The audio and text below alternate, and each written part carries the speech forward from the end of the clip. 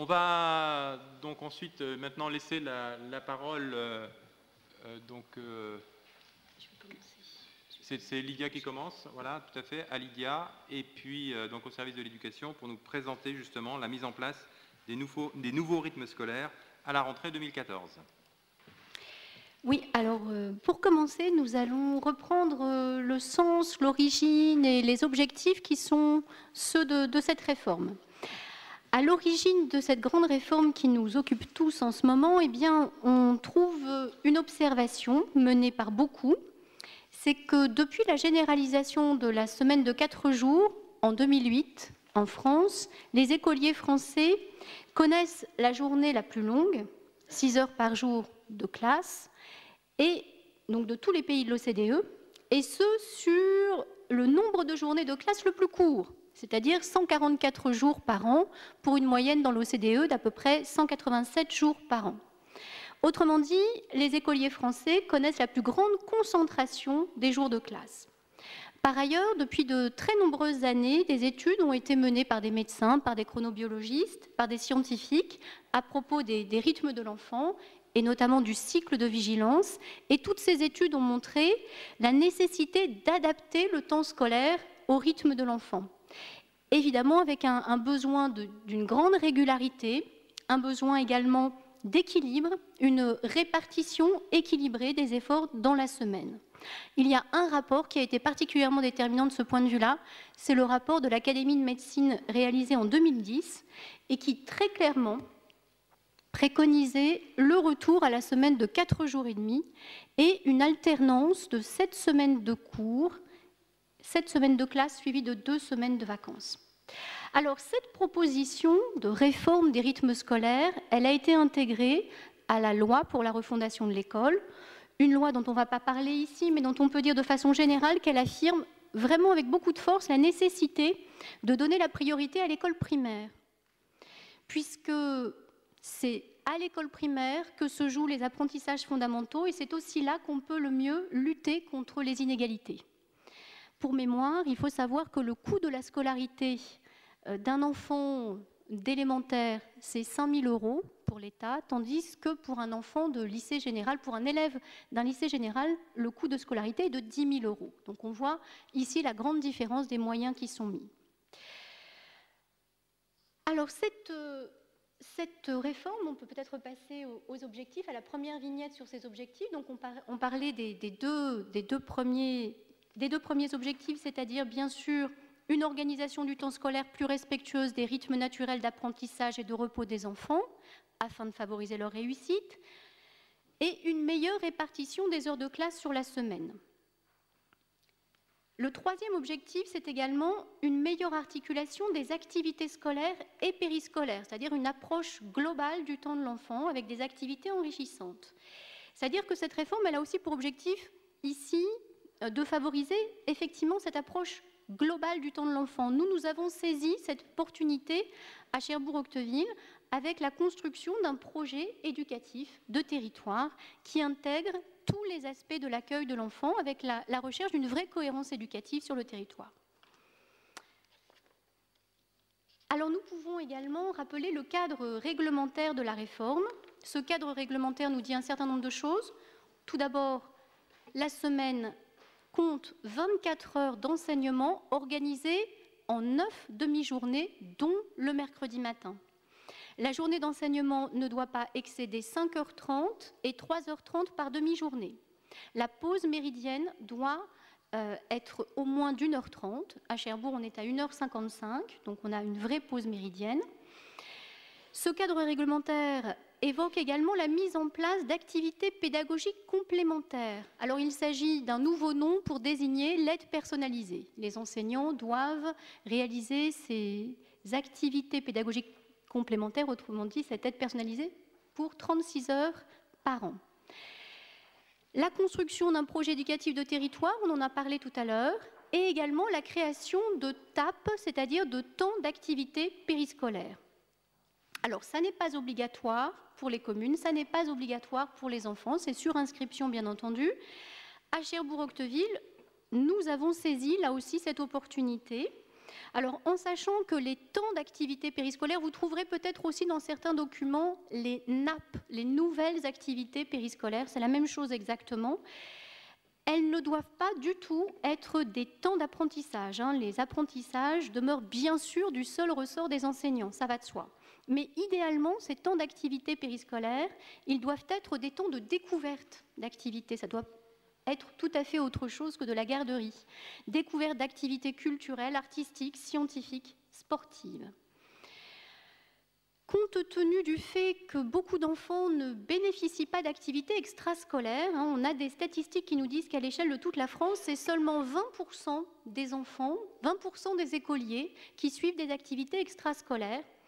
Eh bien, nous avons fait le choix de saisir cette opportunité pour offrir aux enfants scolarisés à Cherbourg-Octeville dans nos écoles publiques des activités très diverses et d'une grande qualité. Alors, je vais maintenant laisser la parole à l'équipe qui a préparé l'application de cette réforme à Cherbourg-Octeville. Et bien avant que je n'arrive sur ce dossier, je voudrais d'ailleurs saluer leur travail, qui a été un travail considérable, extrêmement impressionnant, mené avec beaucoup de rigueur et de sérieux, et une volonté réelle de concertation. Je voudrais saluer également le travail qui a été mené par Daniel Joanne, qui était maire adjoint à l'éducation pendant le dernier mandat et qui n'a pas ménagé ses efforts sur ce sujet également. Alors, je vais leur demander de se lever. Vous avez Dominique Ollier qui va vous faire cette présentation, qui est la directrice de l'éducation. Est venue également Sandrine Mésanguel, qui est la chef du département restauration.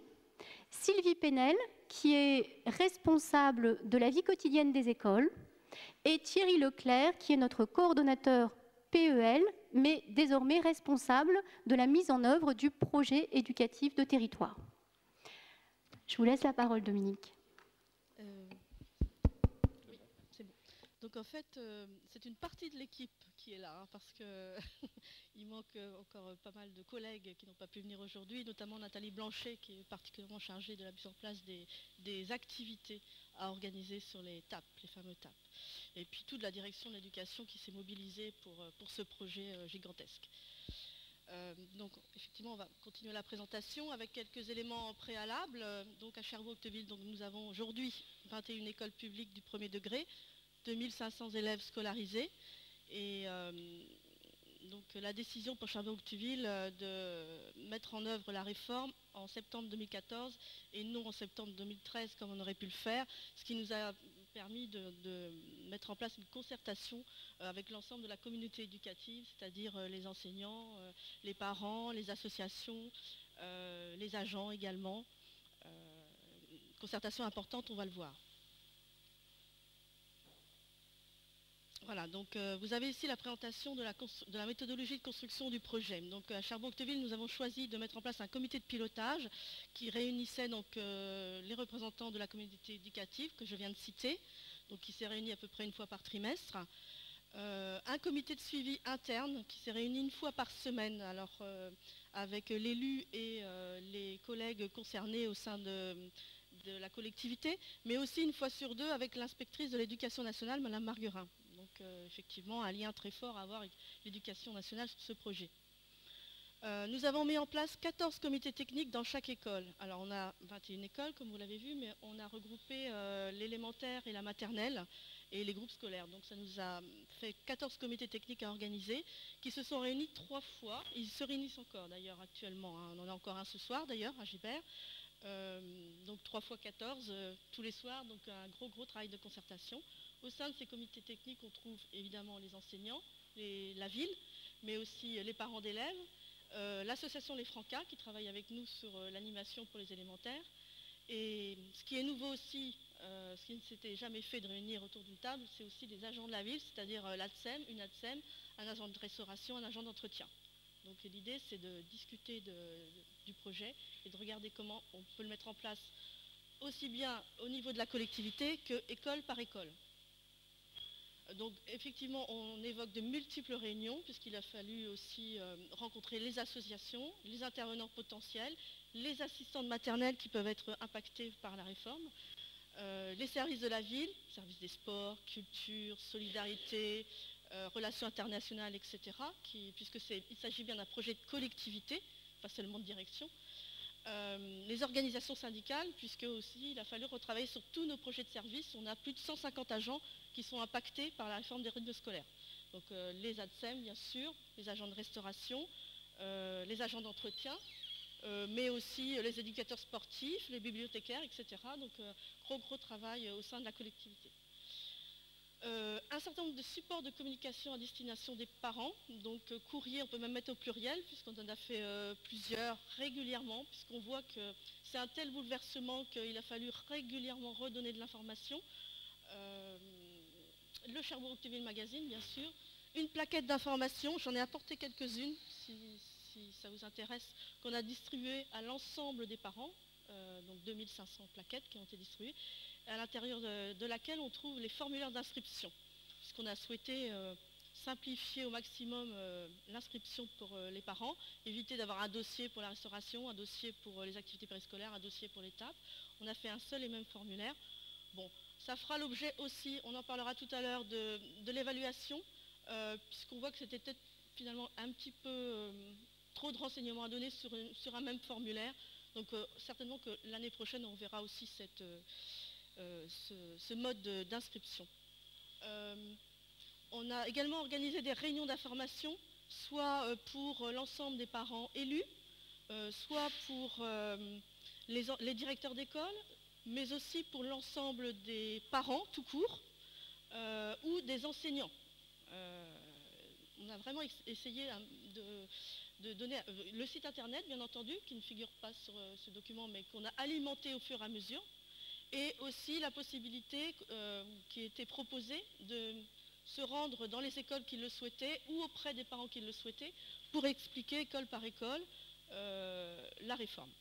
Bon, on voit qu'on ne fait jamais assez de communication en la matière.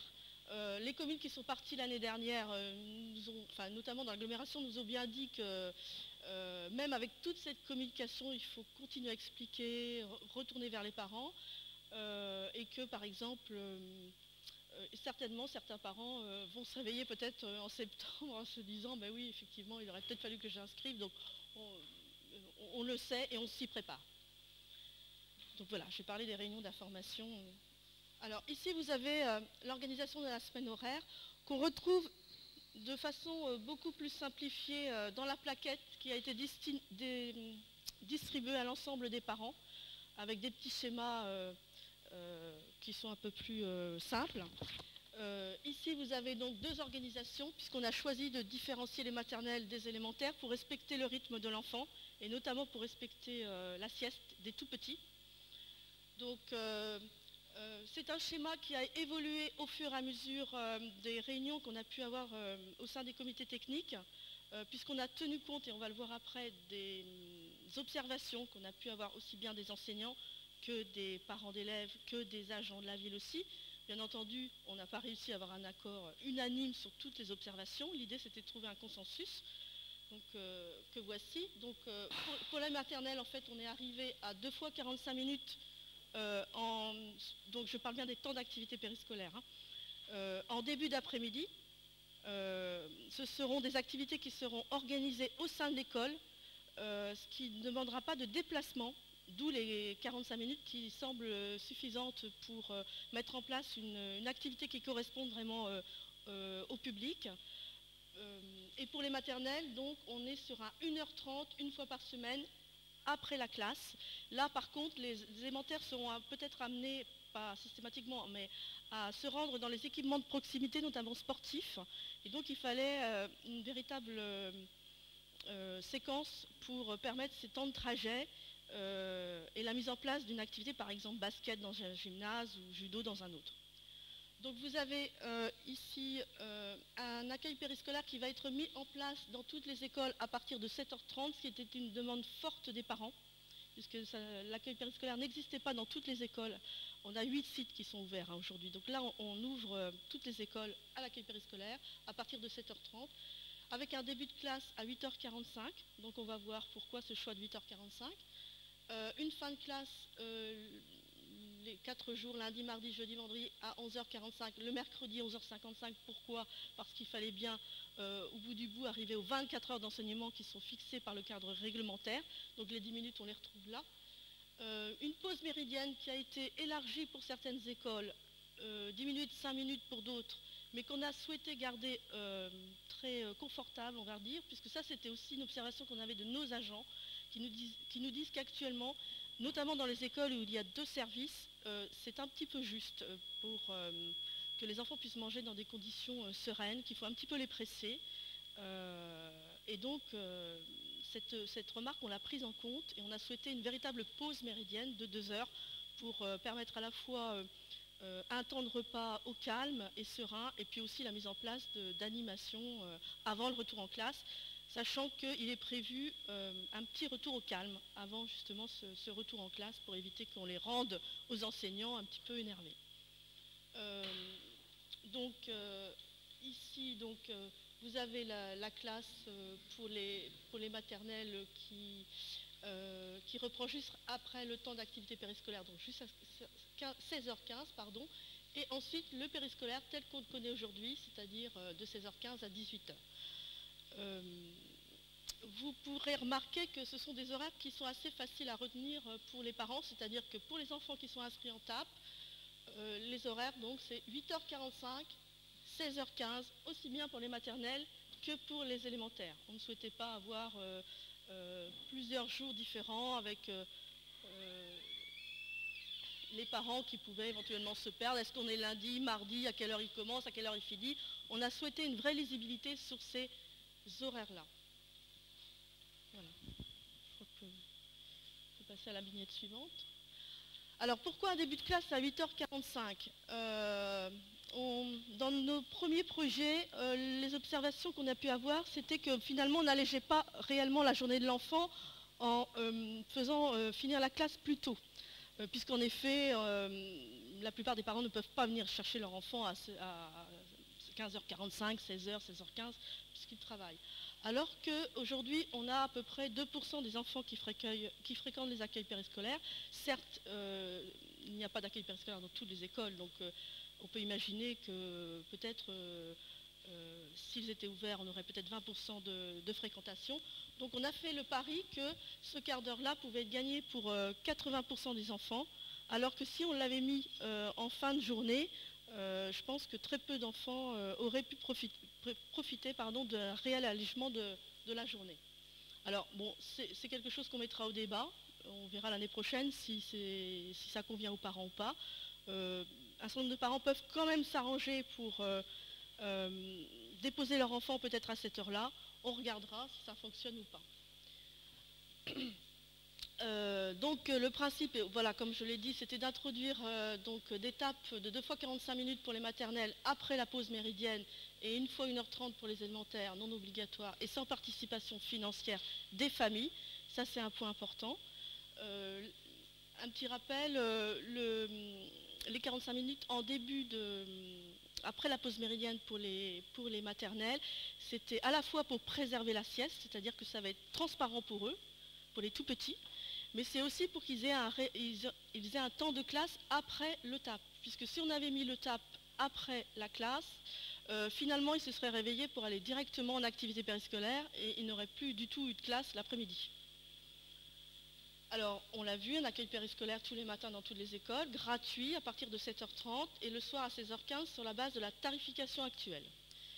Une pause méridienne d'1h55 afin d'assurer les services de restauration scolaire dans de bonnes conditions, avec du temps libre, de la restauration, des activités et, comme je l'ai dit, un retour au calme. Pardon. Voilà. Donc un projet qui tient compte des observations recueillies dans les 14 comités techniques, les observations des parents d'élèves. La journée donc, de l'enfant n'était pas réellement allégée dans nos précédents projets. Donc voilà, un début de classe à 8h45, profitable à 80% des enfants, avec un accueil périscolaire gratuit le matin pour les parents qui ne pourraient pas réorganiser leur horaire. Des temps de classe de 4h50 les jours de TAP et de 5h35 les jours sans TAP pour les maternelles, 4h05 sans TAP pour les élémentaires et 5h35 les jours sans TAP pour les élémentaires, contre 6h aujourd'hui. Si je vais trop vite, Vous pouvez me poser des questions ou m'arrêter. Voilà. C'est vrai que nous, on est un peu dedans depuis un certain nombre de mois. Et voilà. Les parents d'élèves nous avaient aussi fait l'observation qu'il y avait un risque de suractivité, de fatigue pour les enfants. Donc on était au départ sur un projet avec 3 fois 1 heure pour les élémentaires, 4 fois 1 heure pour les maternelles, enfin, qu'on a fait évoluer au fur et à mesure. D'où notre proposition qui est d'1h30 par semaine pour les élémentaires, avec la possibilité de mettre en place des contenus de qualité avec des intervenants qualifiés, à la différence d'une garderie. Si on avait, par exemple, positionné les 3 quarts d'heure tous les jours en fin d'après-midi. Là, c'est clair qu'on aurait été obligé de mettre en place de la garderie, qu'on n'aurait pas pu avoir ce projet de qualité. Pour les maternelles, donc 2 activités de 45 minutes, ce qui correspond à la durée recommandée par l'Éducation nationale, qui recommande d'ailleurs aussi de positionner ces étapes en début d'après-midi. C'est une recommandation nationale. Et un positionnement après la pause méridienne pour respecter le temps de sieste et permettre un temps scolaire l'après-midi. Voilà. Alors, les observations des enseignants. Dans les précédents projets, donc, on nous faisait la remarque, à juste titre, qu'il y avait des difficultés pour organiser le décloisonnement et le travail en équipe. Puisqu'il y avait beaucoup d'heures de tape, avec des horaires différents selon les maternelles et les élémentaires. Donc, sur ce projet simplifié, nous arrivons à 3 journées complètes de temps scolaire pour les élémentaires. Donc, finalement, ça ne déséquilibre pas l'organisation scolaire telle qu'on la connaît aujourd'hui. 2 journées complètes pour les maternelles et surtout 2 journées complètes communes entre la maternelle et l'élémentaire quand il y a des projets qui sont menés en commun. On nous avait fait observer aussi que le temps scolaire n'était pas suffisant l'après-midi, donc on a gardé 1h05 les jours de table pour les élémentaires, ce qui correspond à une séquence d'apprentissage. C'est 40-50 minutes préconisées pour un temps d'apprentissage. Donc là, on a gardé 1h05, ce qui permet de mettre en place un réel temps d'apprentissage. Les enseignants, évidemment, avaient la crainte qu'on utilise les salles de classe pour l'organisation d'étapes. Dès le départ, on a affirmé que les classes étaient préservées, sanctuarisées même on peut dire, sauf bien sûr de façon ponctuelle s'il y a un cœur de l'enseignant et en fonction des activités. Ce qui nous pose évidemment des problèmes, bien sûr parce que toutes les écoles ne sont pas conçues de la même façon, mais donc on essaye école par école d'identifier les salles qui peuvent être utilisées pour l'étape sans toucher aux salles de classe. Et puis aussi la crainte donc, était avec le nombre d'intervenants, le nombre d'ouvertures, de fermetures des portes qui a été multiplié, qu'on ait un problème de sécurité au sein de l'école. Donc le projet comprend la présence de coordinateurs dans chaque école qui sont présents au moment d'étape.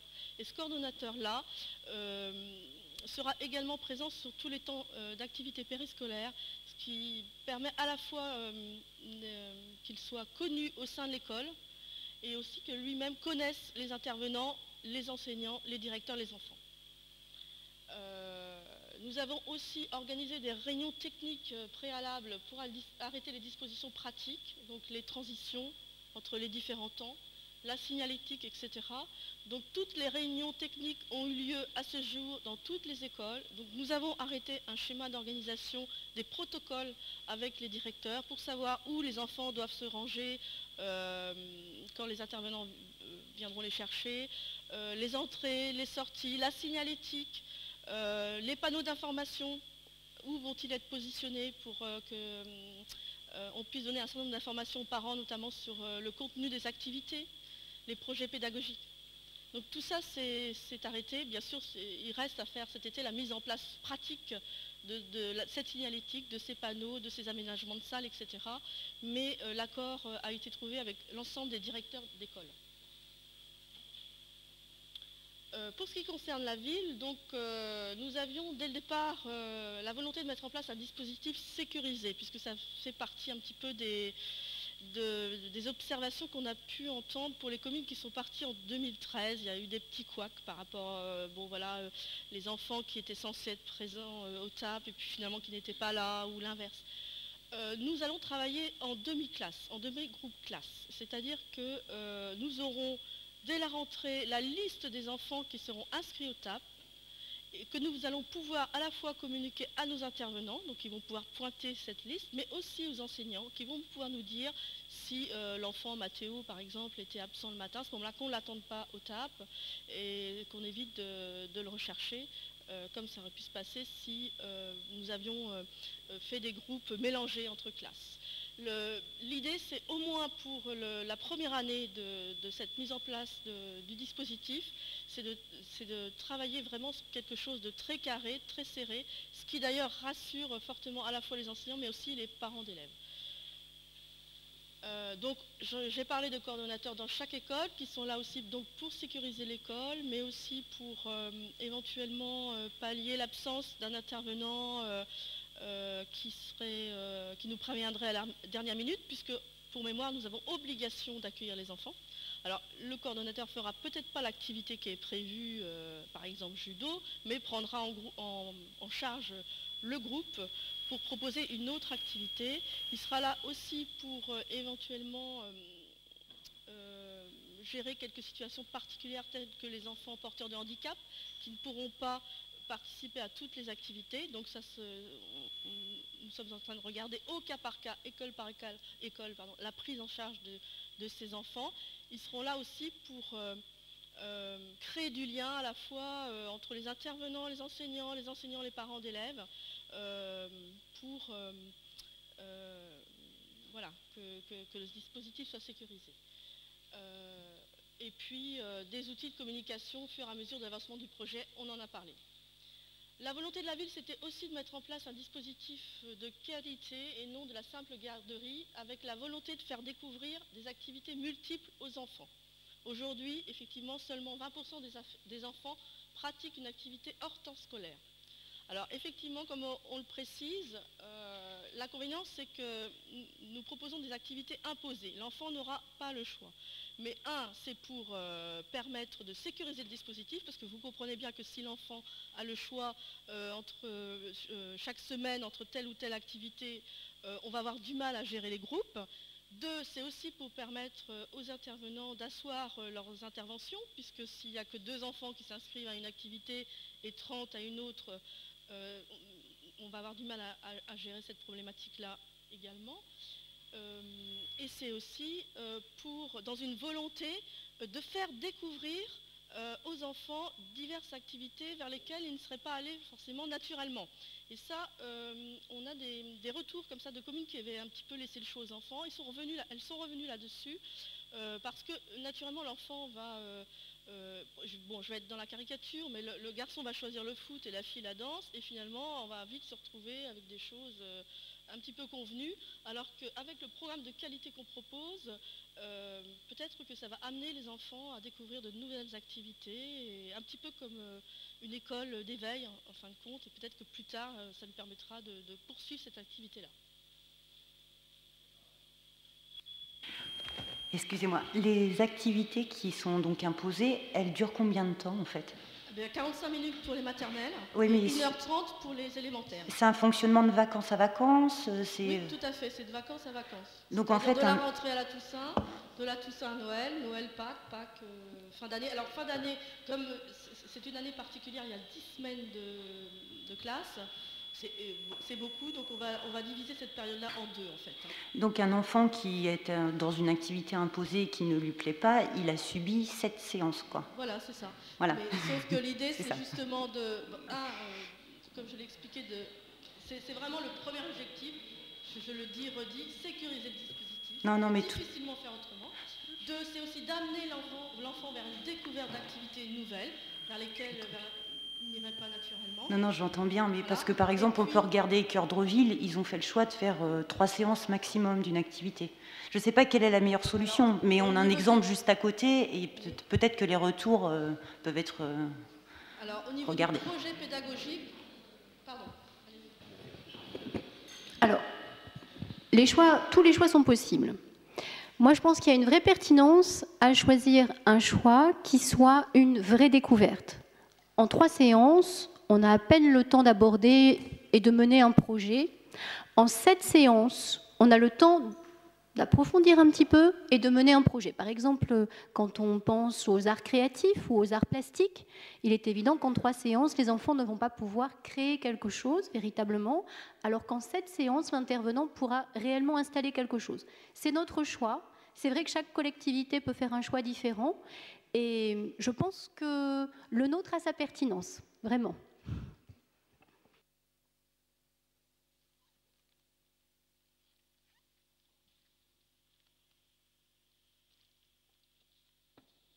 Voilà. Donc on va passer à la vignette suivante. Thierry, merci. Donc effectivement, la difficulté pour la ville, c'était de disposer de suffisamment de locaux pour organiser l'étape. Ce qui est faisable avec le nouveau projet, très difficile avec l'ancien projet hors salle de classe, et permettre les déplacements dans les équipements de proximité, sachant que tous les équipements, notamment sportifs, ont été mis à disposition en priorité pour ces temps d'activité périscolaire. C'était aussi de proposer aux intervenants des conditions de travail acceptables avec des possibilités d'intervenir 10 heures par semaine dans un dispositif clair et sécurisé avec des interlocuteurs identifiés puisqu'il y a un réel risque de concurrence entre les communes et les agglomérations. D'ailleurs, Nathalie Blanchet n'est pas là aujourd'hui parce que le préfet a organisé une rencontre sur le bassin d'emploi entre les employeurs, les futurs animateurs, puisqu'il a identifié dès à présent une réelle tension pour le recrutement de ces animateurs-là, puisque toutes les communes, en fait, les sollicitent sur quasiment les mêmes temps. Mais le projet de la ville de Cherbourg, justement, permet de proposer au moins 10 heures par semaine, ce qui peut être intéressant pour ces intervenants, ce qui peut compléter d'autres temps d'intervention, notamment pour les associations, et du coup peut-être permettre d'avoir de les fidéliser. Merci. Évidemment, le nouveau projet nécessitait d'adapter les horaires et les missions des agents de la collectivité directement impactés sur le mode participatif avec des contraintes de calendrier très fortes. Donc on y reviendra tout à l'heure. On y est, c'est-à-dire qu'on a à peu près 180 agents permanents et non permanents qui sont directement impactés par la réforme avec l'école le mercredi matin, bien entendu. Le mercredi matin, habituellement, on avait l'entretien qui était fait dans les écoles, donc il va falloir décaler. L'élargissement de la pause méridienne, donc tous les temps de travail à revoir, les fiches de poste à revoir. La création des accueils périscolaires dans toutes les écoles, donc ils sont assurés par nos agents. L'ouverture de 5 restaurants scolaires le mercredi midi, puisque en fait ces restaurants scolaires sont liés à l'ouverture des centres de loisirs. Donc les enfants qui déjeuneront dans ces restaurants scolaires participeront au centre de loisirs du mercredi après-midi et les heures d'entretien du mercredi matin à redistribuer, mais aussi, on le verra tout à l'heure, très rapidement, les heures que ne feront plus les ATSEM, qu'il va falloir redistribuer. Pour ce faire, donc, nous avons créé au sein de la collectivité des groupes de travail avec les agents pour concevoir une nouvelle organisation s'adaptant aux nouveaux horaires. Nous avons vraiment travaillé sur le mode participatif. Chacun a pu s'exprimer. Donc on a construit un projet qui a été validé par le comité technique paritaire le 20 mai dernier. Donc nous sommes encore actuellement en phase de répartition des postes, réaffectation, etc. Mais dans l'ensemble, je pense qu'il y a une satisfaction quand même à la fois des agents et des organisations syndicales. Effectivement, le travail des ASEM est le plus fortement impacté par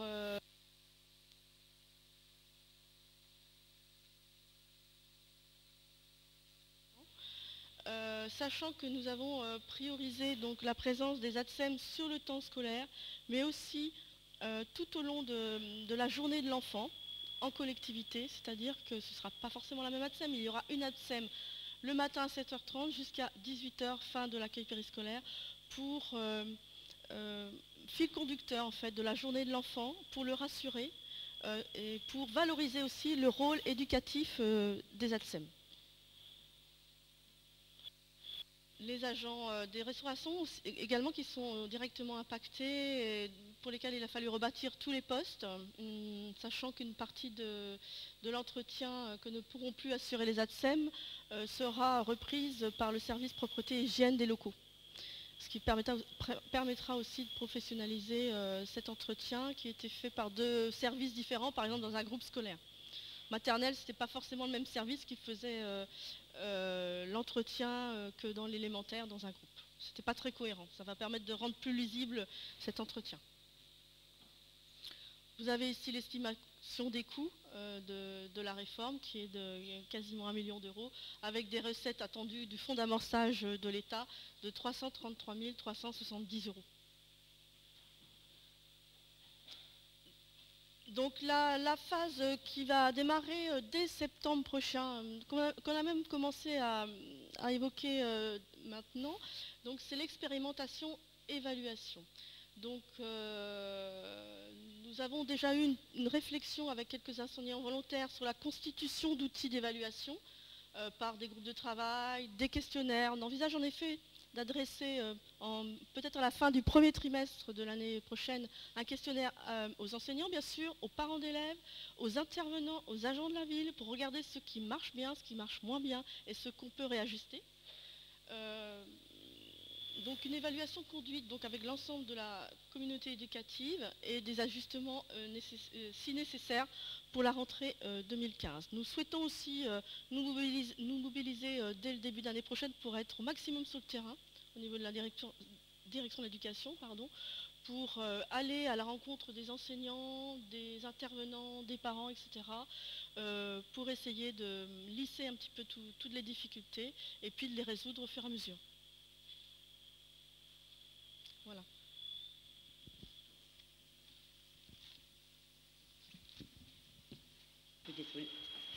Oui, merci. Juste un point par rapport à l'évaluation qui sera conduite au niveau de la communauté éducative.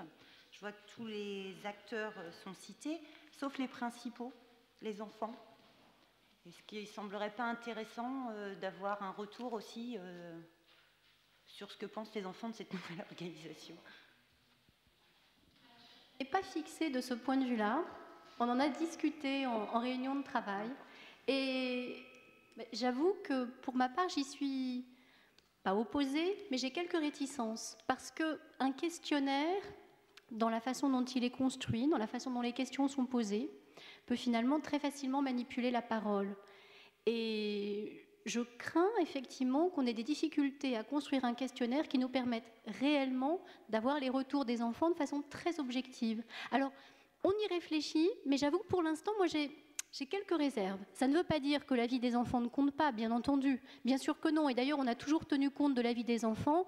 Et par exemple, quand on a proposé des activités dans les Arvèges et qu'on s'est rendu compte qu'au bout de 3 ou 4 séances, les enfants ne venaient plus, on a constaté que, bien sûr, ça ne leur plaisait pas et qu'il ne fallait pas proposer à nouveau ces activités-là. Mais il faut vraiment y réfléchir parce que c'est quand même quelque chose de très, très délicat à manier. On voit combien nous, adultes, on peut aussi être très facilement manipulés par un questionnaire. Alors on peut imaginer qu'avec les enfants, ce serait aussi quelque chose de possible. Je pense qu'on parle des rythmes de l'enfant, donc ce n'est pas quelque chose à négliger. Et je pense que la parole de l'enfant, il faut l'entendre. Et les enfants ont beaucoup de choses à dire, contrairement à ce qu'on peut penser. Juste pour terminer, si je peux me permettre, avoir un petit exemple de ce qui peut être proposé dans une école, puisque évidemment le programme sera différent d'une école à l'autre. Ici, on a par exemple le programme des tournesols en maternelle, donc, avec de l'expression corporelle, de l'éveil musical, donc une activité autour du livre, de la gym, baby gym, de l'anglais par les jeux, ateliers créatifs, du théâtre. Il y a beaucoup de choses avec des associations donc, qui sont d'accord pour travailler avec ce public qui est spécifique, parce que tous les intervenants ne vont pas travailler avec les maternelles, parce que voilà, ils ne s'en sont pas capables. Donc là, on a à chaque fois retenu des intervenants qui étaient vraiment compétents pour travailler avec des maternelles, sachant que l'atelier se fera au sein de l'école, donc on ne les sortira pas, parce qu'il y a toujours un temps d'habillage, déshabillage, etc. Donc on a voulu éviter. Et que vous pouvez aussi remarquer qu'il y a par exemple plusieurs fois autour du livre, théâtre, etc. L'idée aussi, c'était d'éviter de multiplier le nombre d'intervenants dans l'école toute l'année. Donc ça ne va pas forcément être le même contenu, ça apporte le même intitulé, ça peut être un contenu différent, mais l'idée c'était, notamment pour les petits, c'était d'éviter que dans l'année, ils voient 20 têtes différentes qui défilent dans l'école. Ça aurait été un petit peu compliqué, donc on a essayé de centraliser au maximum ces activités. Là c'est un exemple pour la maternelle. Très vite, on va montrer un exemple pour l'élémentaire, donc c'est Tourville je crois, voilà. Donc là par contre vous avez des sorties donc, dans les équipements sportifs. Là, on peut proposer des choses différentes, du handball, du cirque, mais on peut proposer aussi des ateliers écriture, de la gym, du théâtre, la flûte à bec, art plastique, etc. L'idée, c'est de mixer les activités sportives, culturelles, d'expression, etc. tout au long de l'année. Donc, vous avez par exemple 3 CP ici, c'est parce qu'on travaille en demi-classe. Donc après ça dépend des niveaux, on est en train de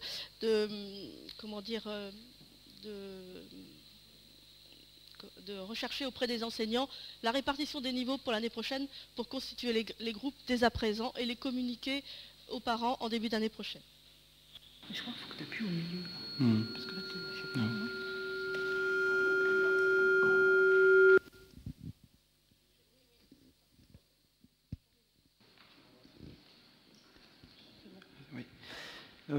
une remarque et 2 nuances par rapport aux orientations proposées.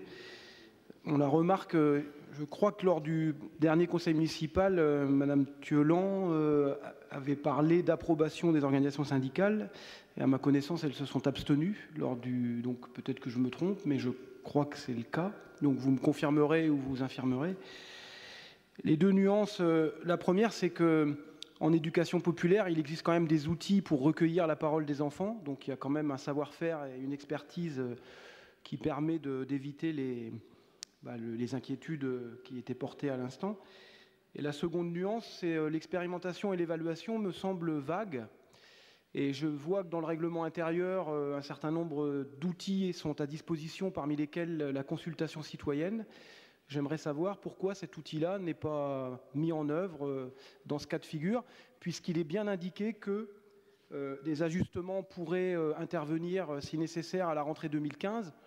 Bon, ça me paraît une démarche plus qualitative de travailler à une possible consultation.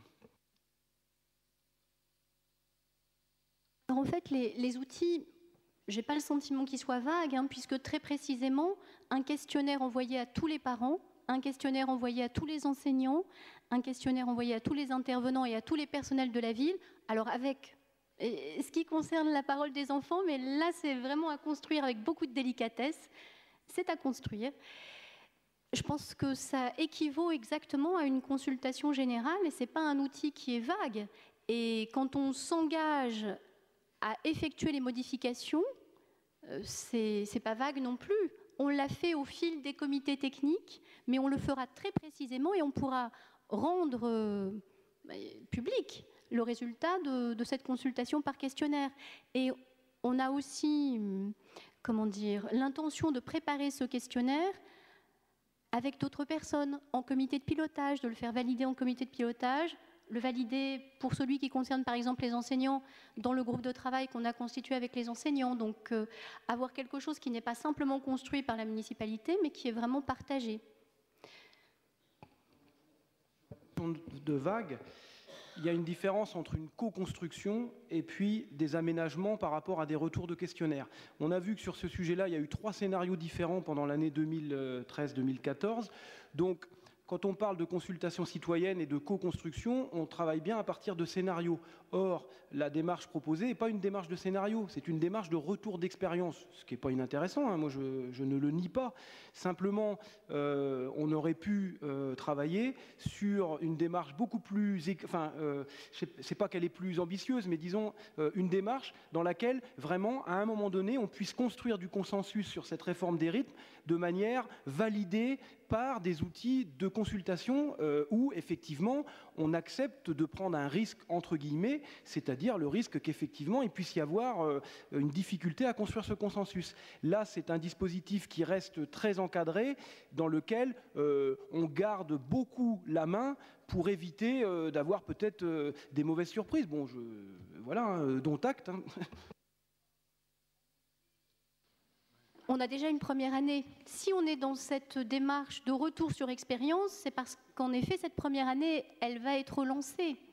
Donc, on peut toujours imaginer, néanmoins, à partir des retours de questionnaires, d'avoir des scénarios qui sont proposés et qui sont soumis à validation. L'un n'empêche pas l'autre. Il ne s'agit pas pour nous simplement de faire valider notre proposition. Vous l'avez bien compris, vraiment pas. Ce que vous venez de dire ou ce que tu viens de dire valait la peine d'être précisé. On partira donc à la rentrée prochaine avec une maquette en quelque sorte qui va bien évidemment fera l'objet de concertation, de discussion et on se redonne encore facilement 6 mois pour apporter des modifications et des transformations. Alors, je voulais remercier bien sûr Dominique pour cette présentation et je voulais en profiter pour répondre à une des questions diverses qui concernait le projet éducatif de territoire. Il s'agissait de la question de la mixité sociale. Est-ce que la mixité sociale fait partie de nos objectifs ? Alors c'est un objectif, la mixité sociale, qui est un objectif général qui dépasse en fait le PEDT, le simple PEDT, puisque nous l'assurons d'emblée en essayant de répartir au mieux les élèves dans les écoles, en équilibrant bien entendu les catégories sociales par la carte scolaire, c'est-à-dire par le dessin du périmètre autour des écoles. Parmi nos objectifs, il y en a un qui se rapproche de celui de la mixité sociale, c'est permettre l'accessibilité pour tous les enfants aux pratiques culturelles et sportives. Alors, avec bien évidemment diverses propositions qui sont intégrées dans cet axe-là et dans cet objectif-là. Alors, il y avait une question plus précise qui concernait le conservatoire, et là, je vais laisser Catherine répondre.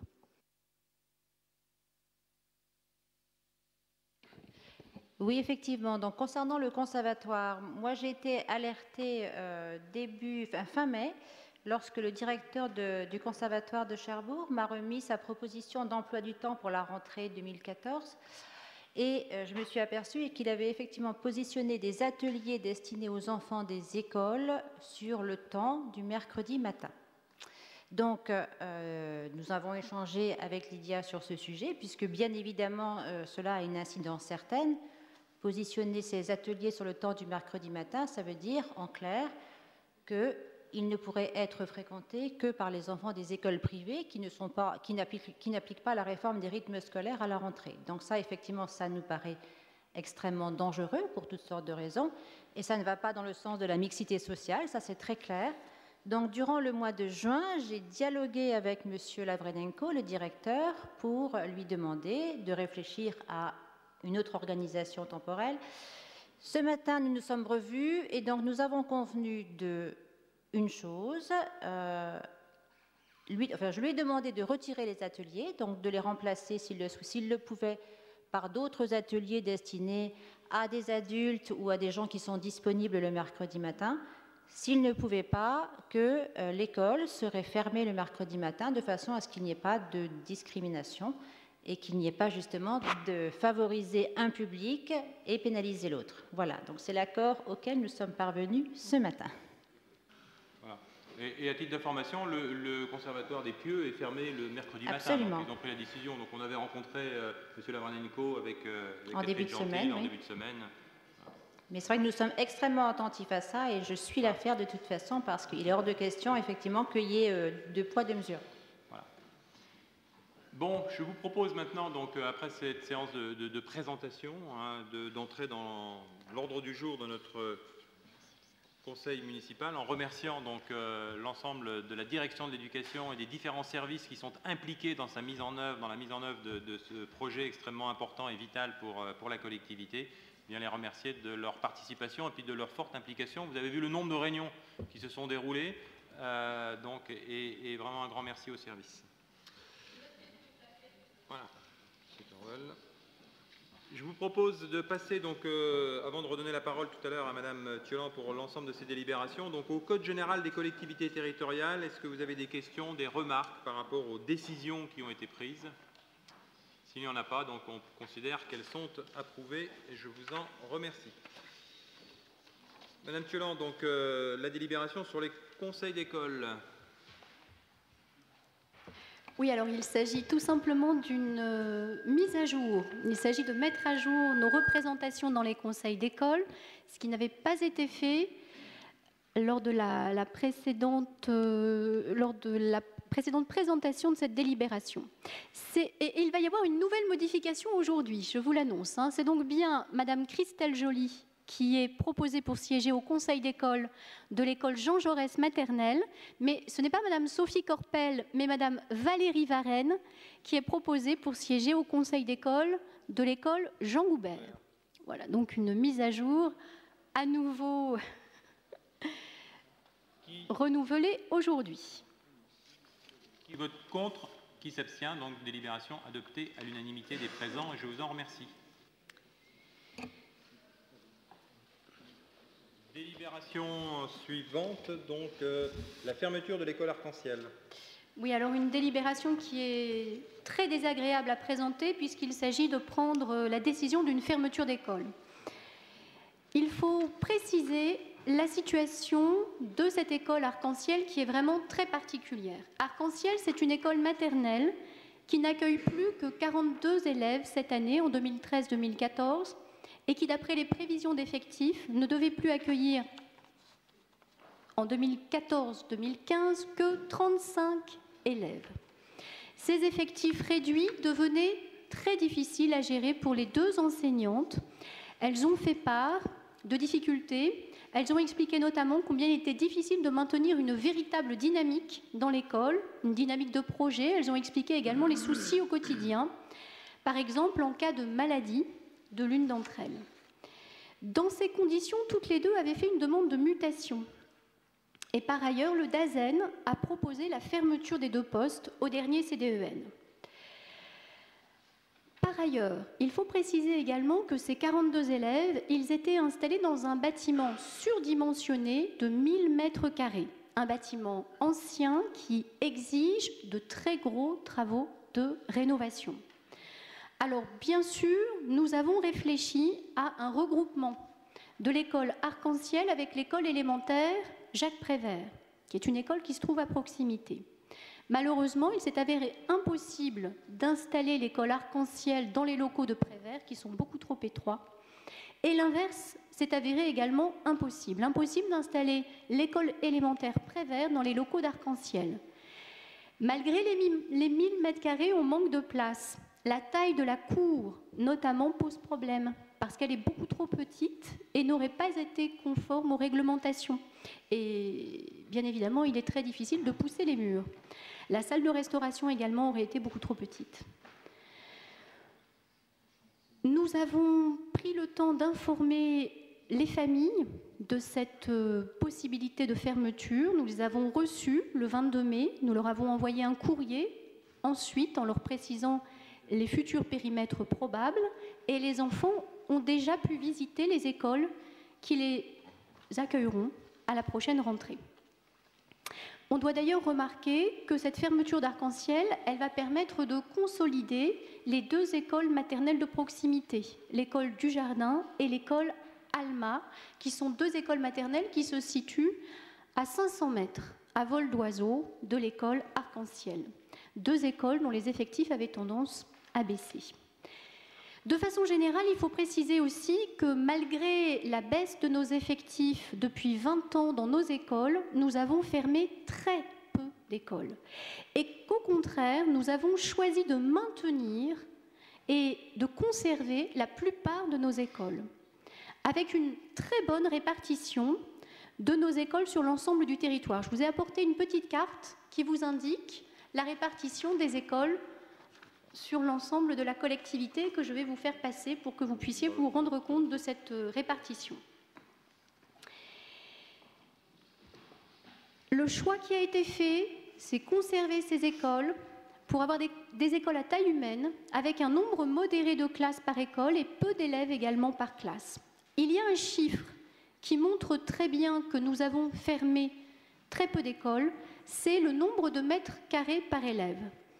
En 2000, le chiffre était de 10 mètres carrés par élève dans nos écoles, et aujourd'hui, en 2014, il est de 17 mètres carrés par élève, ce qui montre évidemment que nous avons fermé très peu d'écoles. Voilà ce que je voulais vous indiquer avant de vous inviter à valider cette fermeture de l'école Arc-en-Ciel.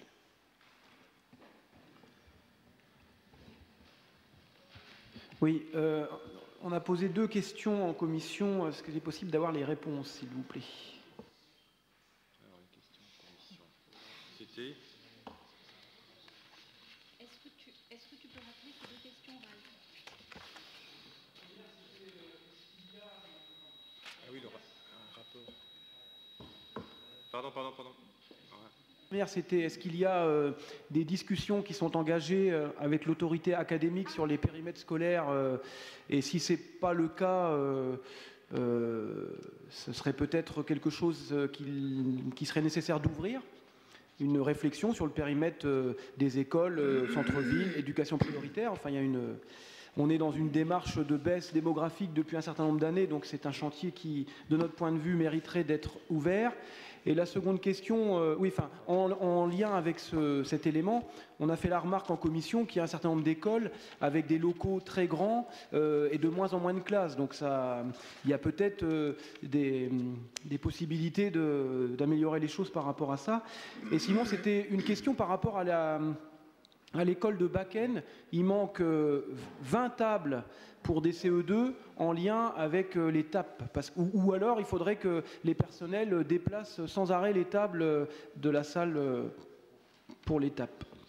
Alors, cette deuxième question m'avait été rapportée, effectivement, et la chose a été vue depuis. Et non, il n'y a pas de problème de table. Tous les matériels seront installés dans les salles de classe. Les salles de classe seront installées. C'est vrai qu'il y a une fermeture de classe à Bakken, et donc il y a certaines tables qui vont être récupérées pour les TAP, mais pas du tout de modification pour ce qui concerne les classes qui vont être ouvertes à la rentrée et qui auront bien toutes leurs tables et toutes leurs chaises. Enfin, il n'y a plus de problème, ça a été vu avec l'école. Alors pour ce qui concerne les regroupements d'écoles, ce sont des hypothèses sur lesquelles on peut travailler. En effet, quand une occasion se présente, quand des effectifs sont en baisse, c'est quelque chose qu'on travaille, mais qu'on travaille longtemps en amont avec l'éducation nationale, avec les enseignants, etc.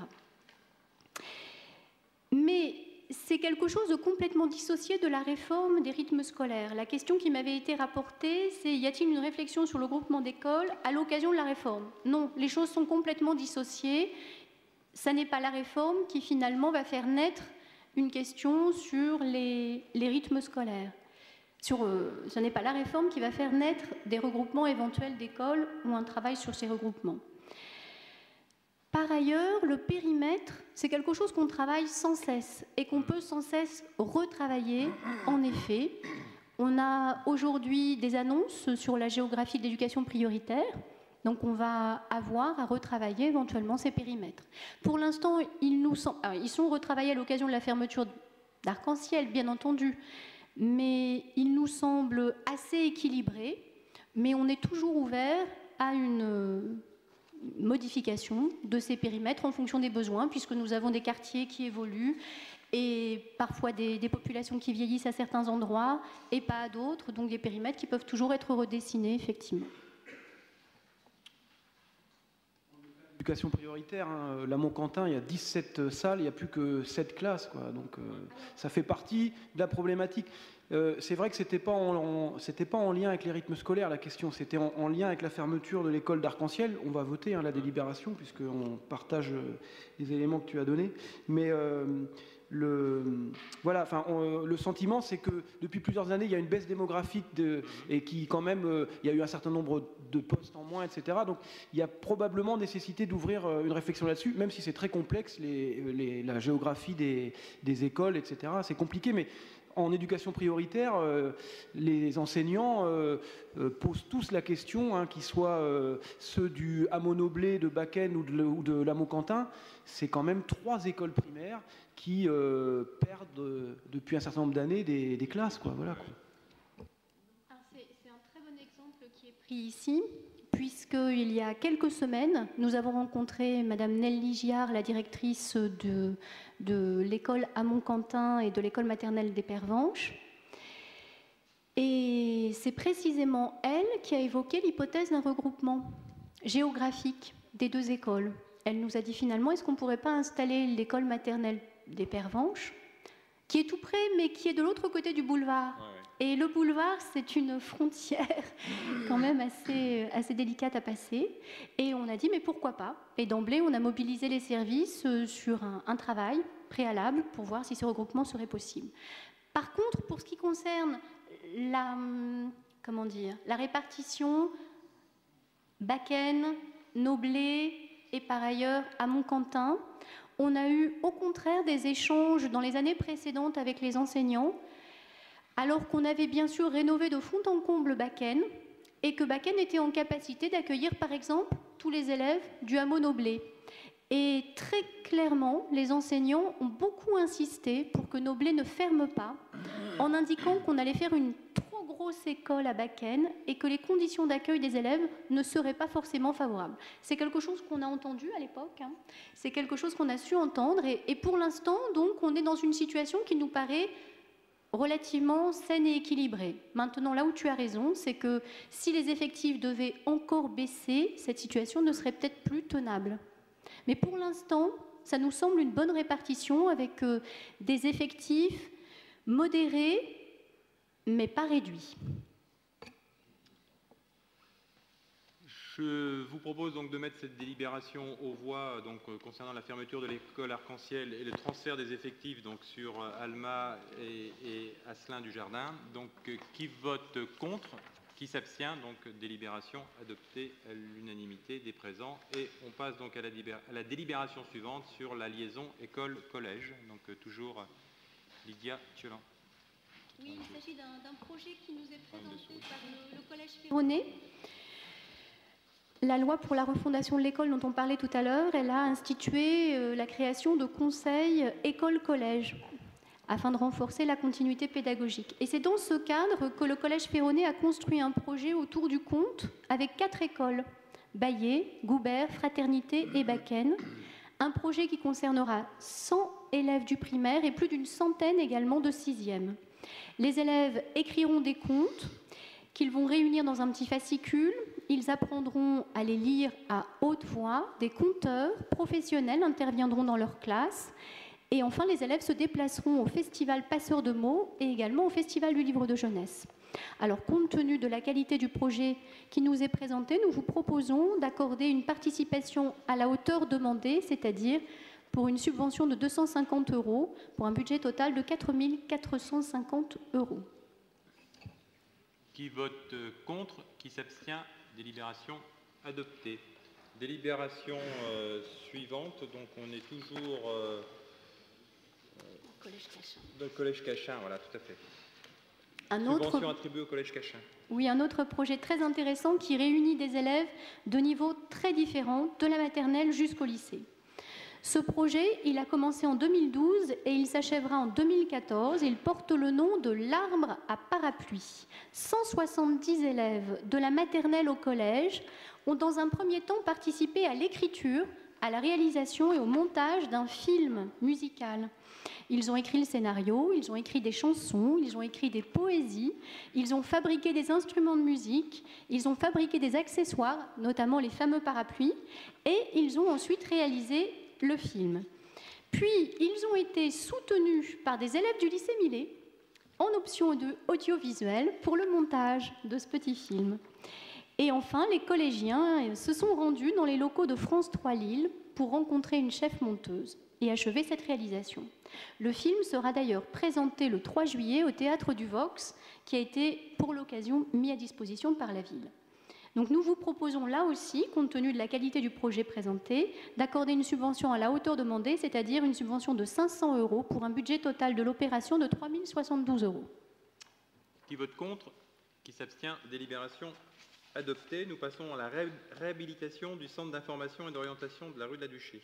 Une délibération qui concerne la fin du chantier de réhabilitation du bâtiment rue de la Duchée qui abritait auparavant le CIO et qui accueillera désormais le CIO et le CLDP.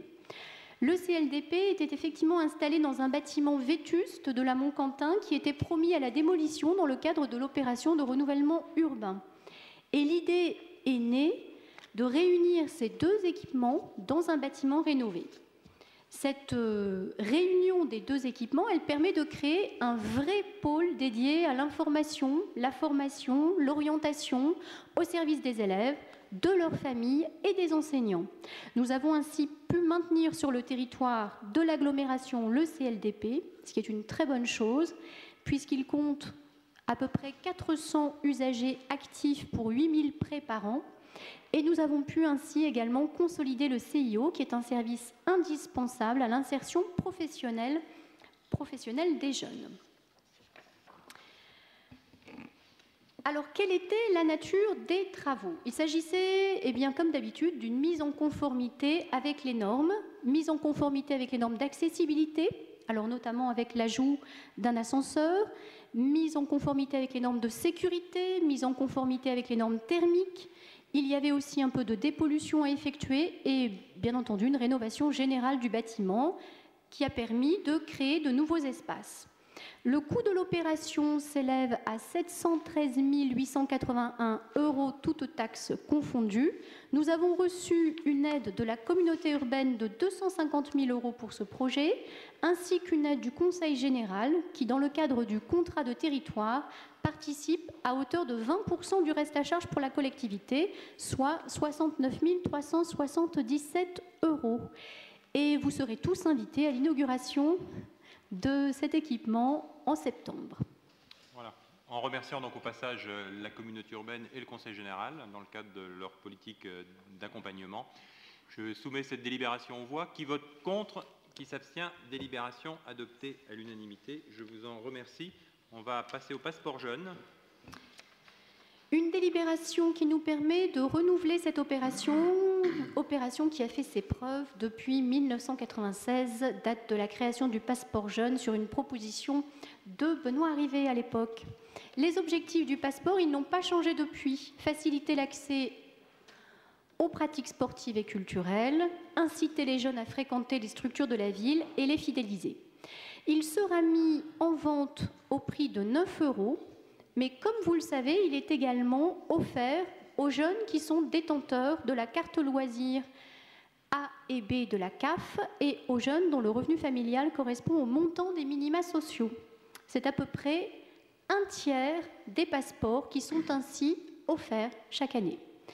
Alors nous réfléchissons pour la rentrée à de nouveaux moyens de le faire connaître. Et il y aura, comme d'habitude, une campagne d'affichage, une proposition de ce passeport à la vente dès le forum des associations qui aura lieu au tout début du mois de septembre. Le 6 septembre exactement. Merci Catherine. Voilà.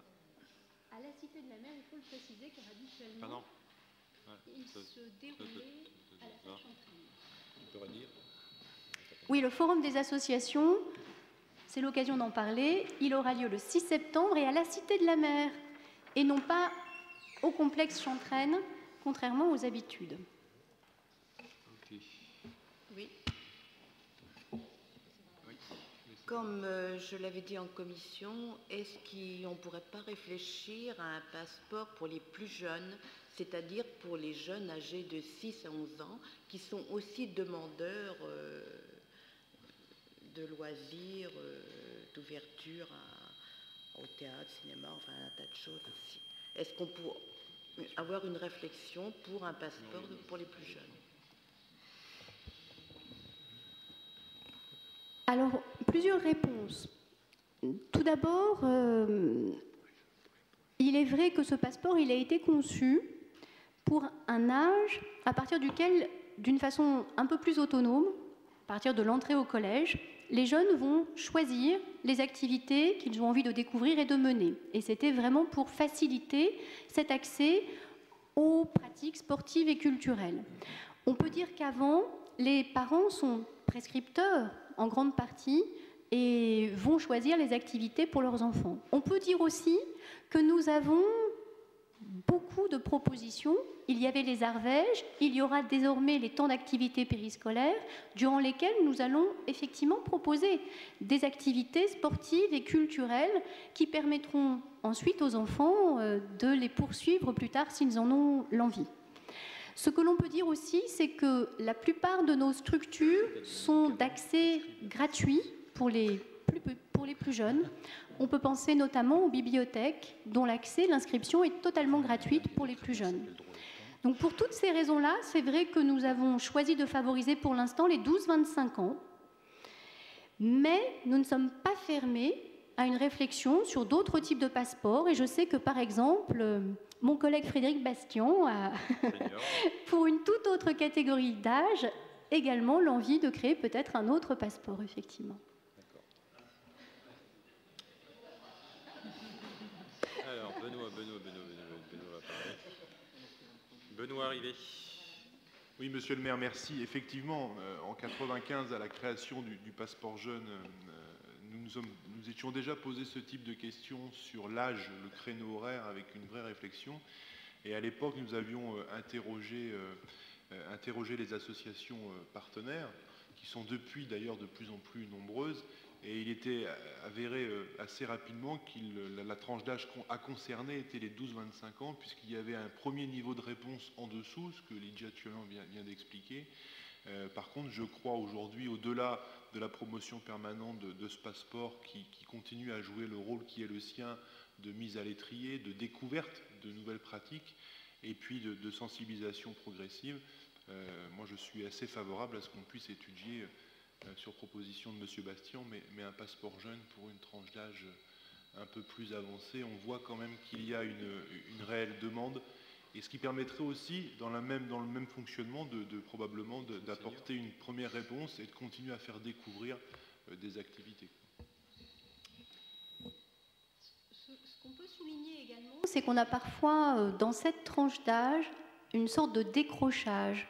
On constate par exemple dans nos structures culturelles qu'on a une très grosse fréquentation des moins de 12 ans et qu'on peut avoir un décrochage des plus de 12 ans jusqu'à 25 ans, et on les retrouve parfois même simplement à partir de 35 ans. Comme si à ce moment-là, il y avait finalement la concurrence d'un certain nombre d'activités. C'est particulièrement vrai pour la lecture, Catherine pourrait en parler, c'est vrai pour d'autres structures. Et finalement, on sent aussi qu'il y a un effort particulier à faire ici, et cet effet d'incitation que peut avoir le passeport va dans ce sens-là également. Merci pour toutes ces précisions. Donc, je propose de soumettre aux voix le passeport jeune 2014-2015. Qui vote contre? Qui s'abstient? Donc, délibération adoptée à l'unanimité. On en termine avec les délibérations de Mme Thiolan sur les arvèges. Alors, il s'agit de la toute dernière délibération présentant les arvèges, puisque ces activités disparaîtront à la rentrée prochaine et seront bien entendu intégrées au temps d'activité périscolaire dans le cadre de la réforme des rythmes scolaires. Si on doit faire un petit bilan très rapide des arvèges, on peut dire que ces activités de découverte proposées gratuitement ont touché chaque année autour de 1500 enfants. Entre 40% et jusqu'à 80% des effectifs de chaque école. Ils nous ont permis de faire connaître aux enfants de nos écoles des activités très diversifiées: calligraphie, art plastique, échecs, judo, cirque, hip-hop, lutte, informatique, théâtre, danse, astronomie, tous les sports collectifs. Ce sont là simplement quelques exemples. Et cette expérience, eh bien, on peut également dire qu'elle nous est extrêmement précieuse aujourd'hui, puisque nous avons déjà pu tester énormément d'activités. Nous avons pu observer quelles sont celles qui plaisent beaucoup aux enfants, quelles sont celles qui leur plaisent un peu moins. Et cela nous a permis de repérer ces activités, de les proposer dans le cadre des temps d'activité périscolaire et par ailleurs également de fidéliser un grand nombre d'intervenants, un grand nombre d'associations que nous allons retrouver dans les temps d'activité périscolaire. Voilà pour cette délibération qui vous propose donc un certain nombre de subventions pour toutes ces associations qui ont œuvré pour les Arvèges. Qui vote contre? Qui s'abstient? Délibération adoptée à l'unanimité.